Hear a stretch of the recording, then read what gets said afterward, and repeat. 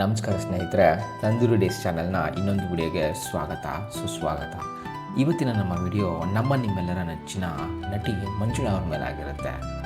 ಸ್ನೇಹಿತರೆ, ಬೆಳ್ಳಿ ಪರದೆಯ ಮೇಲೆ ಸಾವಿರಾರು ಹೃದಯಗಳನ್ನು ಗೆದ್ದ ಮುಖ ಅದು.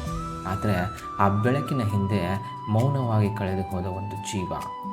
ಇದು ಕೇವಲ ಒಂದು ನಟಿಯ ಕಥೆಯಲ್ಲ, ಇದು ಕನ್ನಡ ಸಿನಿಮಾದ ಒಂದು ಯುಗದ ಮೌನ ಅಂತ್ಯ. ಹೊನ್ನೇನಹಳ್ಳಿ ಶಿವಣ್ಣ ಮಂಜುಳಾ ಇವರ ಹೆಸರು.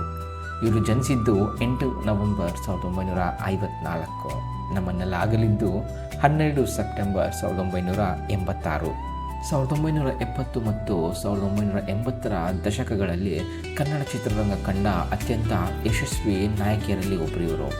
ಕನ್ನಡದಲ್ಲಿ ಕನ್ನಡ ಮಂಜುಳಾ, ತಮಿಳಿನಲ್ಲಿ ಕುಮಾರಿ ಮಂಜುಳಾ, ತೆಲುಗಿನಲ್ಲಿ ಸಹ ತಮ್ಮದೇ ಆದ ಗುರುತಿತ್ತು. 100ಕ್ಕೂ ಹೆಚ್ಚು ಚಿತ್ರಗಳು. ಪ್ರತಿ ಚಿತ್ರದಲ್ಲೂ ಸಹಜ ಅಭಿನಯ, ಗ್ರಾಮೀಣ ಸೌಂದರ್ಯ ಮತ್ತು ಪ್ರೇಕ್ಷಕರ ಹೃದಯ ತಾಕುವ ಸರಳತೆ. 1965ರಲ್ಲಿ ಪ್ರಭಾತ್ ಕಲಾವಿದರು ಎಂಬ ನಾಟಕ ತಂಡದೊಂದಿಗೆ ಅವರ ಕಲಾ ಜೀವನ ಆರಂಭವಾಯಿತು. 1966ರಲ್ಲಿ ಮನೆ ಕಟ್ಟಿ ನೋಡು ಚಿತ್ರದ ಮೂಲಕ ಕನ್ನಡ ಚಿತ್ರರಂಗಕ್ಕೆ ಪ್ರವೇಶ ಮಾಡ್ತಾರೆ.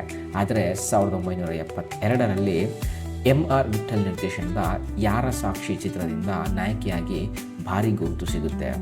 ಡಾಕ್ಟರ್ ರಾಜ್ಕುಮಾರ್, ವಿಷ್ಣುವರ್ಧನ್ ಅವರು, ಶ್ರೀನಾಥ್ ಅವರು, ಅಶೋಕ್ ಅವರು ಹಾಗೂ ಶಂಕರ್ನಾಗ್ ಅವರು ಕನ್ನಡದ ಪ್ರತಿಯೊಬ್ಬ ದಿಗ್ಗಜ ನಟರ ಜೊತೆ ಪರದೆ ಹಂಚಿಕೊಂಡವರು ಇವರು.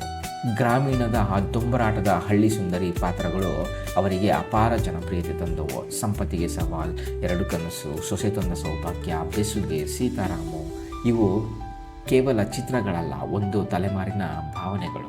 ಪರದೆಯ ಮೇಲೆ ಮೆರುಗು, ಆದರೆ ಕ್ಯಾಮ್ರಾ ಆಫ್ ಆದಾಗ ಕಾಲ ಬದಲಾಗುತ್ತಿತ್ತು, ಹೊಸ ಮುಖಗಳು ಬರುತ್ತಿದ್ದವು.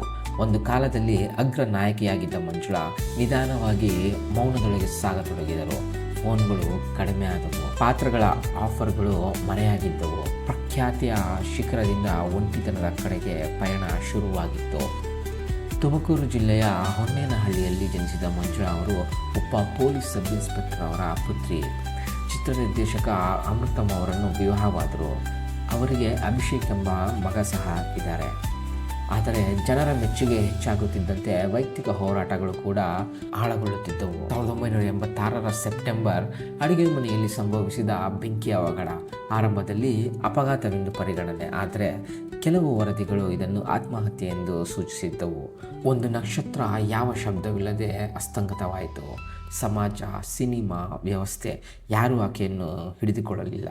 ಇದು ಕೇವಲ ಒಂದು ಸಾವಿನ ಕಥೆಯಲ್ಲ, ಒಂದು ವ್ಯವಸ್ಥೆ ಕಲಾವಿದರನ್ನು ಹೇಗೆ ಮರೆತು ಬಿಡುತ್ತದೆ ಎಂಬ ಪ್ರಶ್ನೆ.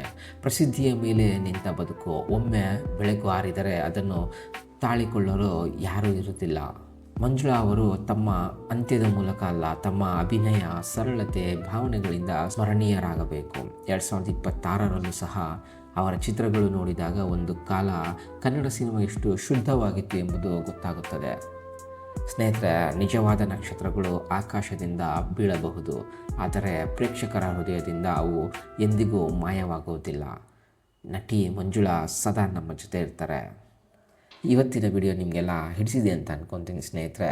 ಇನ್ನೊಂದು ವಿಡಿಯೋದಲ್ಲಿ ಇನ್ನೊಬ್ಬ ಸಾಧಕನ ಜೀವನದ ಕಥೆಯ ಜೊತೆಗೆ ನಿಮ್ಮ ಮುಂದೆ ಬರ್ತೀನಿ. ಧನ್ಯವಾದಗಳು ಸ್ನೇಹಿತರೆ. ಈ ವಿಡಿಯೋದಲ್ಲಿ ನಾನು ಶೇರ್ ಮಾಡಿರೋ ಮಾಹಿತಿ ನಿಮಗೆ ಇಷ್ಟ ಆಗಿದ್ದರೆ ವಿಡಿಯೋನ ಲೈಕ್ ಮಾಡಿ, ಚಾನಲ್ನ ಸಬ್ಸ್ಕ್ರೈಬ್ ಮಾಡ್ಕೊಳ್ಳಿ.